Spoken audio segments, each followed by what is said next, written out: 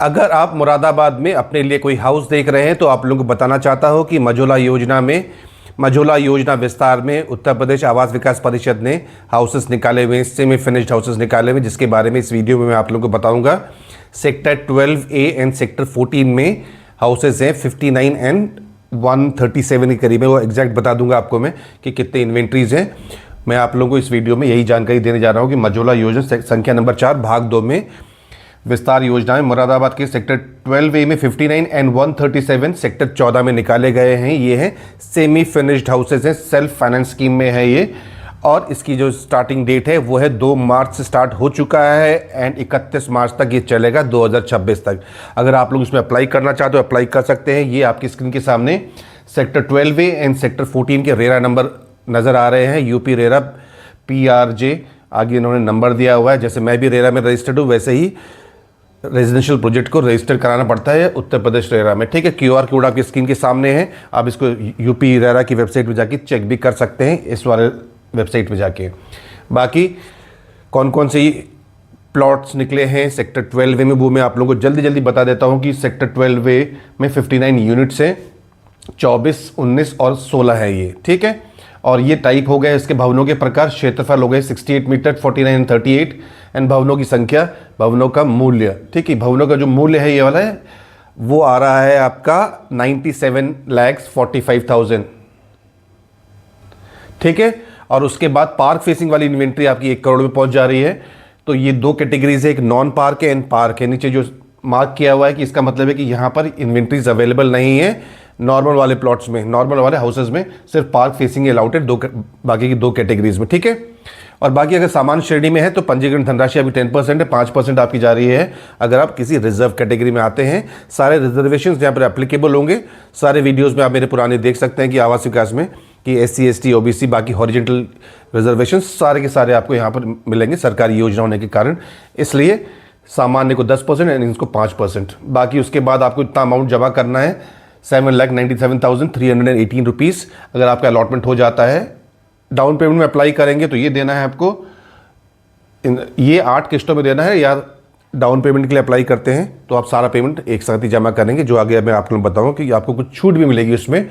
बाकी इसमें सारी मतलब फ्री होल्ड चार्जेस, विज्ञापन मूल्य वगैरह इसमें इस प्राइस में इंक्लूड है, इस वाले प्राइस में। ठीक है, और इसका जो पोजीशन टाइम होगा 5/1/2029 होगा। इन्होंने मेंशन कर दिया रेरा की वेबसाइट पे कि हम तब तक परियोजना क्लोज कर देंगे और हैंडओवर करना शुरू कर देंगे।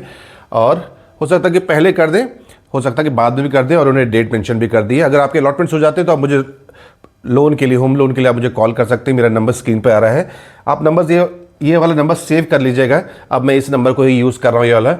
बाकी अब हम आते हैं 14 में, सेक्टर 14 में आते हैं। 137 यूनिट्स हैं इसमें। ये भवनों के प्रकार हो गए और संख्या इसमें ज़्यादा आ रही है।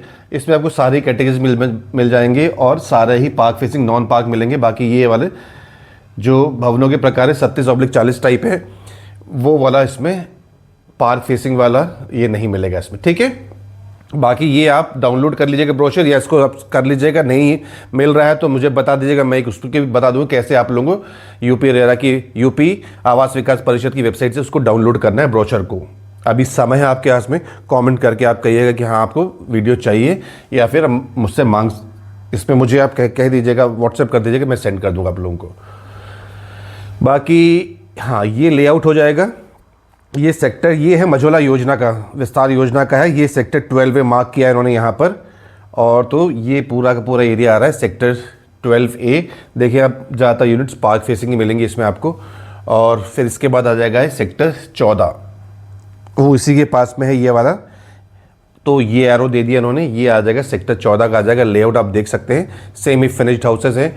स्पेसिफिकेशंस आपको ब्रोशर्स में मिल जाएंगे, क्या क्या वो देना चाह रहे हैं यूपी AVP, और कौन कौन इसमें आवेदन कर सकता है, एलिजिबल कौन कौन है, पात्रता कैसे बनती है। आवेदक या उसके परिवार के पास उस नगर में, यानी कि मुरादाबाद में एकल भवन भूखंड क्रय करने के लिए पंजीकरण करना है उस नगरीय क्षेत्र में, यानी मुरादाबाद में उसकी या उसके परिवार की परिषद द्वारा आवंटित कोई संपत्ति ना हो। इन्होंने क्या कहा है कि परिषद के द्वारा, यानी कि उत्तर प्रदेश आवास विकास परिषद के द्वारा कोई संपत्ति आवंटित ना हो और उत्तर प्रदेश के किसी अन्य शहरी क्षेत्र में परिषद की एक से अधिक संपत्ति ना हो। इन्होंने प्राधिकरण के बारे में या फिर कोई भी अदर गवर्नमेंट एजेंसीज के बारे में नहीं कहा है इसमें। अगर आपके पास इसके हिसाब से चलो तो आपके पास मुरादाबाद में आवास विकास की कोई संपत्ति नहीं होनी चाहिए और यूपी के अन्य शहरों में एक से अधिक संपत्ति नहीं होनी चाहिए। किसकी? यूपी आवास विकास की। बाकी यूपी ग्रेटर नोएडा प्राधिकरण या नोएडा विकास प्राधिकरण या फिर बरेली विकास प्राधिकरण, रामपुर विकास प्राधिकरण के बारे में इन्होंने कुछ नहीं कहा है। SFS यानी कि सेल्फ फाइनेंस स्कीम भवनों में आय सीमा का प्रतिबंध नहीं है। ठीक है, इन्होंने कह दिया कि 25/1/2029 तक हम भवनों का कब्जा देने का ट्राई करेंगे, किया जाएगा। फिर आपको एक एग्रीमेंट फॉर सेल भी करना होगा जिसमें एक्चुअल में स्टैम्प पेपर्स यूज़ किया जाते हैं, वो आपके अलॉटमेंट लेटर से मेंशन कर देंगे। 30 दिन के अंदर वो आपको मुरादाबाद में इसमें कंप्लीट करना पड़ेगा ये प्रोसेस। अगर आप बाहर के लोग हैं तो मान लीजिए कि आपको मुरादाबाद आना पड़ेगा ये वाला प्रोसेस एग्रीमेंट फॉर सेल करने के लिए। ठीक, अगर आप सारा पेमेंट एक साथ देते हैं प्राधिकरण को तो आपको 6% डिस्काउंट मिलेगा। अगर आप 45 दिन में करते हैं, 60 दिन में या 90 दिन में करते हैं तो उसी हिसाब से परसेंटेज 6, 5 और 4 हो जाती है। अब प्रथम चरण में यानी कि पहला जो लकी ड्रॉ होगा, ये ड्रॉ सिस्टम में आपको अलॉट किया जाएगा कि आपको जो लकी ड्रॉ होगा पहले उनका होगा जो डाउन पेमेंट वाला ऑप्ट कर रहे हैं, यानी कि एक मुश्त जमा करने वाले एप्लीकेंट के उन्हीं के बीच में ये ड्रॉ किया जाएगा। इसलिए मैंने इंस्टॉलमेंट प्लान वाले के बारे में कोई डिस्कस ही नहीं किया क्योंकि ज़्यादा इन्वेंट्रीज नहीं है, इससे ज़्यादा लोग अप्लाई करेंगे इतना तो मैं मान सकता हूँ।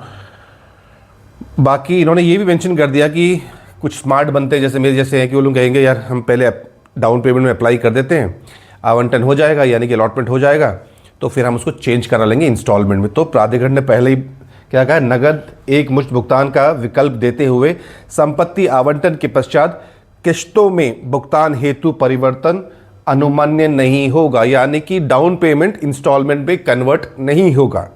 आपने इंस्टॉलमेंट ऑप्ट किया है और आपका लग जाता है, लॉटरी में पार्टिसिपेट करने का मौका मिल जाता है तो आप उसको चेंज करा सकते हैं एक बार एप्लीकेशन डाल के, लेकिन डाउन पेमेंट को इंस्टॉलमेंट में नहीं कर सकते हैं। ठीक है, डाउन पेमेंट वालों को पहला होगा, उसमें जो इन्वेंट्रीज बच जाएंगे तब वो जाएगा इंस्टॉलमेंट प्लान में। ठीक है, बाकी ये प्रोसेस दे दिया है। इसमें 1,000 रुपये प्लस 18% GST के साथ 1,180 रुपये जाएंगे आपके।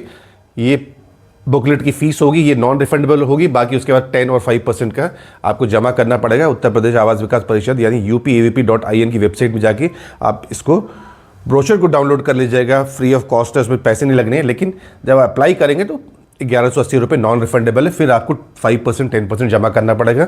इसको आप स्क्रीनशॉट की तरह यूज़ कर सकते हैं और ये पूरा इसी प्रोसेस में आप लोगों को उसमें अप्लाई भी करना है। ठीक है, बाकी अभी तक बने हैं वीडियो में तो चैनल को ज़रूर सब्सक्राइब कर लें, वीडियो को लाइक ज़रूर कर दें और हाइप भी कर दीजिएगा।